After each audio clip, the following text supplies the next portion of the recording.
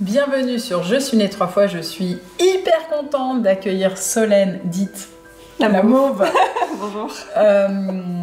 Particulièrement tout de suite maintenant, parce que j'espère que vous voyez sur le plateau, nous avons de merveilleuses compagnes qui sont arrivées, les orties, voilà. Et voilà, j'apporte ma modeste contribution.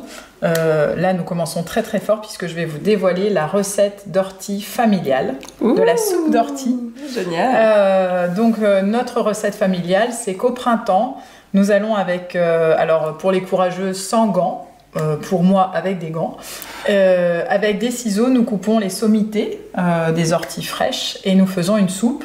Alors, il y a deux versions. Il y a la version avec pommes de terre et la version sans pommes de terre. Mais ce qui compte, c'est oignon, ail et ortie. Oignon, ail revenu et l'ortie le plus tard possible et mixé. Et c'est vraiment pour nous un breuvage, enfin vraiment, c'est un verre très nourrissant et un verre qui fait vraiment du bien. Donc moi, vraiment, je suis très très contente. C'est une plante que j'aime énormément. Pour vous dire, j'habite maintenant... entre Nîmes et Montpellier, donc c'est pas forcément le territoire le plus simple pour les orties.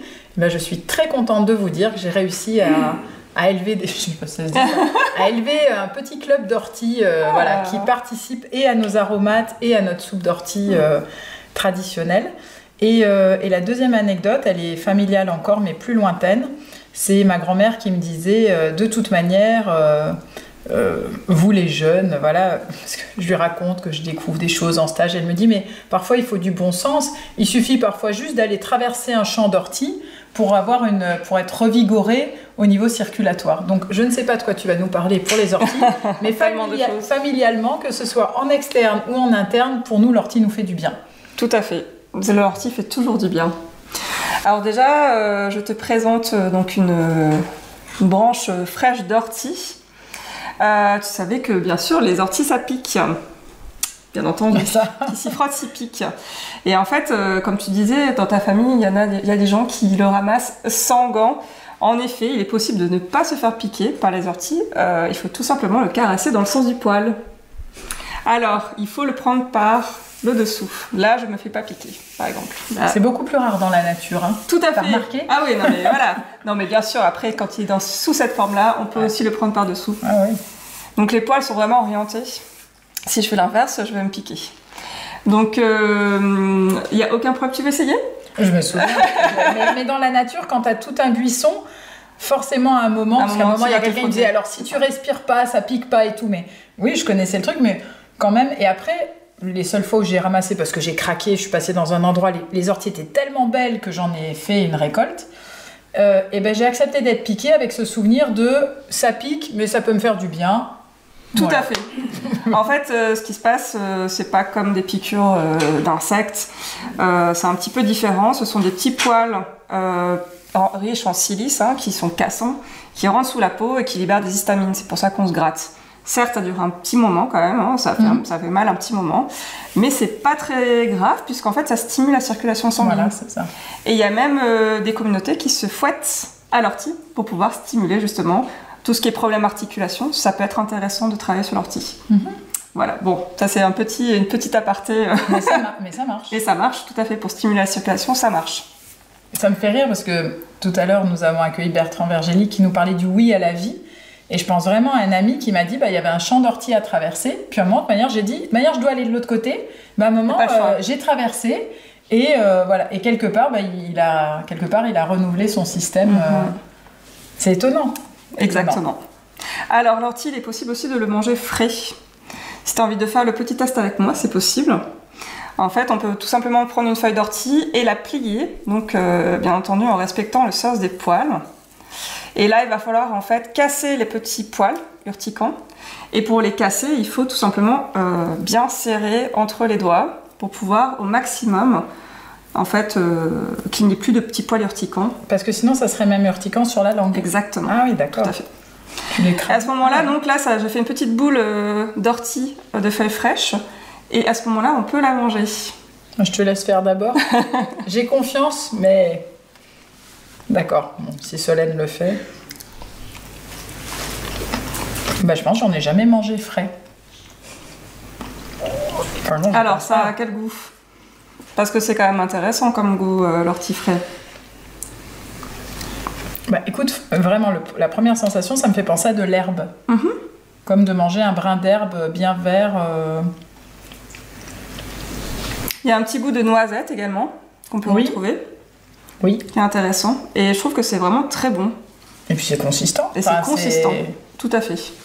Donc l'ortie peut se manger frais et il peut se manger notamment par exemple en pesto. Tout simplement. On peut prendre des feuilles fraîches, les ciseler, voilà, et l'accompagner avec de l'ail, accompagner avec des noix fraîches. Et là on a un super pesto d'ortie. Donc on retrouve ce goût. Le broies. Une fois que tu les as mis ensemble, tu broies et juste tu laisses et ça tient combien de temps? Alors après, il faut mélanger avec de l'huile d'olive. Et en général, on peut pas le conserver plus de quelques jours au frigo. Après, il y a des moyens de stériliser le pesto, mais si tu veux le manger frais au plus possible, conserver les vitamines, voilà, c'est quelques jours au frigo. Donc ensuite, tu peux aussi le retrouver sous forme, sous forme sèche. On retrouve là le côté aussi très chlorophyllien, comme tu disais, de l'ortie, puisqu'il est quand même très très vert au niveau de son aspect. Et j'ai préparé, aujourd'hui même d'ailleurs, du sel d'ortie, parce qu'en fait pour moi c'est un peu la meilleure manière de pouvoir l'utiliser au quotidien, sans même se rendre compte. On remplace le sel par du sel d'ortie. Donc là c'est à proportion égale du sel et de la poudre d'ortie. Et donc là on peut en mettre... Comment t'as fait C'est extrêmement fin, je l'ai passé sous tamis. Sous un chinois très très fin. D'accord. Et là on se retrouve avec un petit sel d'ortie qu'on peut saupoudrer dans nos soupes, dans nos salades, dans nos plats. Et là on a en fait un apport nutritif très intéressant. Parce que ce qui est intéressant avec l'ortie, c'est justement tous ces nutriments qu'il a en sa possession. Il y a énormément de minéraux. C'est une plante très très riche en minéraux, notamment le fer qui est en très grande proportion. Il est très riche en vitamines, notamment la vitamine C. On dit qu'il est 6 fois plus concentré en vitamine C qu'une orange, à poids égal. Oui, d'accord. À poids égal, je tiens à dire. Donc c'est quand même une source de vitamine C très conséquente. Et il y a énormément de protéines. C'est une des plantes que Coupland disait, s'il devait y avoir qu'une seule plante dans la nature pour nous nourrir, ça serait l'ortie. L'ortie, il a finalement tous les bienfaits dont notre corps a besoin. Alors attends, moi je me rends compte que j'y allais surtout au printemps et je prenais les sommités. Tout à fait. Là, ce que j'entends, c'est que finalement, je peux même aller je peux aller plus loin. C'est-à-dire que l'ortie, c'est toute l'année. L'ortie, c'est toute l'année. Parce là, que si j'ai récolté... elle est super belle, parce que moi, il me semblait que j'avais voulu faire découvrir une soupe d'ortie à une amie, bon, sûrement pas au printemps, et elle avait été un peu filandreuse, enfin, je sais pas comment dire, elle était comme... elle était pas aussi tendre. Mais là, c'est sûr que le meilleur, c'est les jeunes pousses au printemps. Ok, mais là, dans ce que j'entends, c'est consommation toute l'année, ça peut être bien. On peut en trouver, tout à fait. Ok. Et après, si tu n'en as pas sous la main, tu peux aussi tout simplement cueillir tes jeunes feuilles, tes jeunes pousses d'ortie au printemps, les faire sécher et en avoir toute l'année au besoin, en mettre dans tes soupes. Donc je perds pas trop en termes de qualité. En termes de minéraux, tu vas pas perdre, parce que les minéraux sont toujours présents. En termes de protéines non plus, ça va être les vitamines qui vont être altérées avec le temps. D'accord. C'est juste ça. Quand c'est frais, c'est sûr que c'est là où c'est le plus vitaminé. La vitamine C, tu sais que c'est pas très stable au niveau du temps. Ça se garde plus. Donc voilà. Mais en tout cas, l'ortie, très intéressant pour tout ce qui est reminéralisation. Notamment quand par exemple on est en période de règles. Mais j'allais dire, moi je suis parfois carencée en fer. Exactement. Et là, c'est une bonne source, une alliée. Justement, une bonne alliée pour te reminéraliser sans utiliser des protéines animales. Il y a aussi quelque chose d'intéressant à dire sur l'ortie, c'est que il peut être utilisé comme antihistaminique, un petit peu d'ailleurs comme le plantain. La dernière fois nous avions vu le plantain. Le plantain et l'ortie ont des propriétés similaires, on va dire plutôt. Et elle peut lutter contre les symptômes allergiques. Donc il faut le prendre en amont, des tisanes tous les jours, faire une cure d'ortie. Alors attends, tisane comme ça, parce que plusieurs m'ont posé la question. Donc tisane d'ortie, tu fais comment? Il y en a plusieurs qui m'ont posé la question. Mais alors elle fait bouillir l'eau, elle met la plante, ou elle met la plante, elle met l'eau pas trop chaude, voilà. Alors il y a plusieurs en effet manières de préparer des infusions, si on veut dire. Les infusions tisane, c'est exactement pour les plantes fraîches. Plantes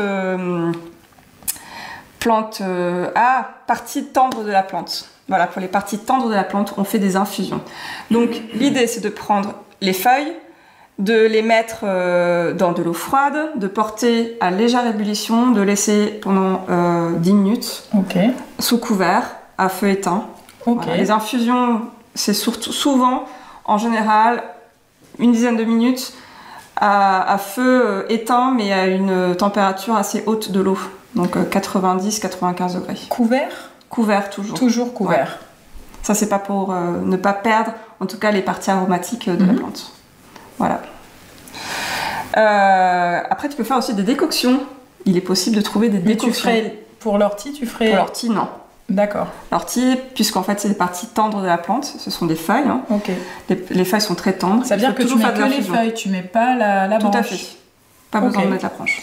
Et du coup, tu veux nous expliquer maintenant... Non, nous ferons peut-être une émission spéciale infusion décoction, parce que c'est souvent posé. D'accord, ça marche. Donc là, c'est partie tendre, partie fraîche, les feuilles. Voilà. Infusion, 10 minutes. Exactement. Et à boire après, chaud, froid, peu importe pour toi. Après, tu peux le garder sans problème. Si tu veux récupérer les vitamines de l'ortie, tu peux aussi faire des macérations froides. Tout simplement, tu prends une broche d'ortie, tu les mets dans de l'eau et tu laisses infuser doucement à température ambiante pendant 12 heures à peu près. Tu laisses toute une nuit en fait. Et le lendemain matin, tu as... Oui, c'est un léger goût d'ortie qui est très agréable. Ah, je connais pas. Et là, tu récupères toutes les vitamines en plus. Donc c'est quand même plutôt pas mal. Et tu mets que les vitamines. Tu prends que de l'eau d'ortie du coup. Tu mets quelque chose d'autre toi avec ou pas? Non, tu n'es pas obligé de mettre quelque chose d'autre. De l'eau d'ortie. Voilà, exactement. Génial. Voilà. C'est top. Et l'autre propriété très intéressante, c'est justement son utilisation contre les problèmes de prostate. Puisque là, c'est sous forme de racines. Donc c'est les racines d'ortie qui sont utilisées. Et donc il y a une efficacité qui a été prouvée contre justement l'augmentation du volume de la prostate. Donc ça diminuerait en fait l'augmentation de la prostate. Donc ça peut être intéressant aussi pour l'utiliser. Donc là c'est plus sous forme de gélules. On peut trouver des gélules toutes faites. Complément, parce que là les racines. On peut trouver des gélules. J'ai pas beaucoup d'ortie. Non, voilà, oui, ça serait dommage. Tout à fait, ça serait très dommage. Donc, mais par contre, à noter pour travailler en tout cas à la régulation ou. Exactement. Ok. C'est ça. Et finalement, tu nous parles des feuilles, tu nous parles des racines. La branche en elle-même. La branche est très fibreuse. Tu sais que je me demande si c'est peut-être pour ça qu'elle était fibreuse, ma soupe. Je suis en train de me dire, j'ai peut-être mis... Ah, d'accord. Tu vois comment te dire? Ah oui, peut-être. J'ai peut-être mis un peu de branche. En fait, j'ai dû couper comme ça et mettre... Tu sais qu'on peut en faire des fibres textiles là, avec l'ortie? Non. On peut construire des cordes avec l'ortie, enfin les fibres de l'ortie. Et je sais pas, je pense que je vais dire une bêtise, mais il me semble qu'il y a même des vêtements qui peuvent être faits avec les fibres d'ortie. Mais je pense que c'est encore en stade expérimental. Si, ça me parle. Voilà. Mais en tout cas, dans la soupe, les fibres... c'est pas une bonne idée. Moyen. Non. C'est pas des fibres solubles, donc c'est pas très intéressant pour le corps. Je valide, c'est pas soluble. En tout cas, c'est génial. En tout cas, voilà, qui s'y frotte s'y pique, mais à la découvrir de plus près, elle est absolument merveilleuse. Elle est très belle, tout à fait. Et tu nous redis juste la structure, parce que ça, c'est quand même fascinant, ta manière d'aborder la structure. Alors, donc, c'est famille des urticacées. Et pourtant, elle a une forme un peu similaire au lamiacée qu'on a vu précédemment. Oui. Voilà, exactement, avec feuilles opposées. Et l'étage supérieur est décussé, donc il est perpendiculaire à l'étage inférieur. Il a une tige carrée, l'ortie. Et pourtant, c'est bien une plante de la famille des urticacées, urticantes. Urticantes, ouais. Voilà. Et comment tu reconnais du coup qu'elle est urticacée? Et tout simplement que la fleur, les inflorescences sont pas du tout pareilles que la famille des lamiacées. Donc c'est comme ça que tu différencies lamiacée et urticacée. Pour cette plante, elle s'appelle l'ortie dioïque, Ortica dioica, puisqu'en fait, il y a dioïque, ça veut dire deux plants, qu'il y a un plant mâle et un plant femelle. En général, on trouve sur un plant des inflorescences femelles et sur un autre plan des inflorescences mâles, et ça sera seulement sur le plan femelle qu'on va pouvoir retrouver des graines. Mais là par exemple tu sais si c'est un mâle ou une femelle? Alors là pour l'instant il n'y a pas d'inflorescence, en général l'inflorescence ça fait des petites houppettes de chaque côté. D'accord. Si tu vois les inflorescences. Si, je vois, j'allais dire au printemps quoi. Au printemps tout simplement. Et donc inflorescence femelle C'est celle qui donne les graines. Qui donne les graines, d'accord, voilà. ok. Mais par contre, nous, pour l'utilisation en phytothérapie... Peu importe. Voilà. C'est juste que les graines vont être un peu plus riches en protéines. Et tu vas aussi pouvoir l'utiliser d'une manière... pour l'alimentation. Alors attends, parce que quand il y a les graines, moi c'est vrai que je mettais tout, donc effectivement je peux tout utiliser. Et là tu dis qu'il y a une autre propriété qui peut être utilisée spécifiquement pour les inflorescences ? Tu peux utiliser que les inflorescences si tu as envie pour enrichir un peu ton plat en protéines. Ah, donc c'est comme là où il y a beaucoup de plantes, en fait, les graines sont plus riches en protéines que les parties feuillues, par exemple, ou les fleurs. Ok. Voilà. C'est génial. Merci beaucoup. Et bien de rien. J'espère que vous pourrez vous attarder avec plus de conscience et de joie. Et pourquoi pas caresser l'ortie dans le sens du poil, en pensant à Solène. En tout cas, très bonne récolte à vous, très belle guérison. Et je vous souhaite de bonnes plantations. À très bientôt. Je rigole parce que j'étais en train de me dire, pour pousser, il faut se planter. Donc ça rejoint d'autres sujets que nous avons abordés, mais je nous souhaite vraiment de pousser. À très bientôt sur Je suis née 3 fois. Bonus de l'ortie, quand il n'y en a plus, il y en a encore avec Solène. Non, en fait, je voulais vous parler du sang vert, le sang vert, puisqu'en fait, tu disais tout à l'heure que dans ta soupe, ce qui était intéressant, c'était que la soupe était très verte et très riche. Mais c'est presque vert. Tu vois, j'en ai montré à quelqu'un qui m'a dit, mais t'as mis quelque chose. Ouais, ça faisait presque, pas phosphorescent, mais il y a quelque chose où c'était un vert extrêmement très vif. intense. Ouais. Je vois très bien. En fait, c'est une plante qui est très riche en chlorophylle.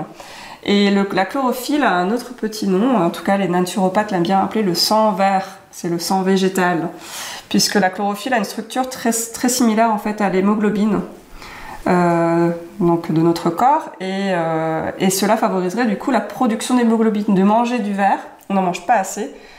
Quand on y pense, en fait, il y a beaucoup de nos légumes qui ne sont pas verts, ils sont d'autres couleurs. Il y a très peu de légumes verts au final. De vert. Oui, je vois très bien. J'étais en train de me dire, j'espère qu'il y en a qui regardent bien la vidéo. Mais donc voilà, en fait, il faut se nourrir de plantes aussi de parties. En lien avec notre qualité naturelle humaine, exactement. Le sang. Exactement. Et l'ortie est très riche en hémoglobine. Donc avec toi, le but, c'est pas d'avoir du sang bleu, c'est d'avoir du sang vert. Voilà, il faut avoir du sang vert. Bon, bonne cuvée d'ortie verte. À tout bientôt, Solène. Merci.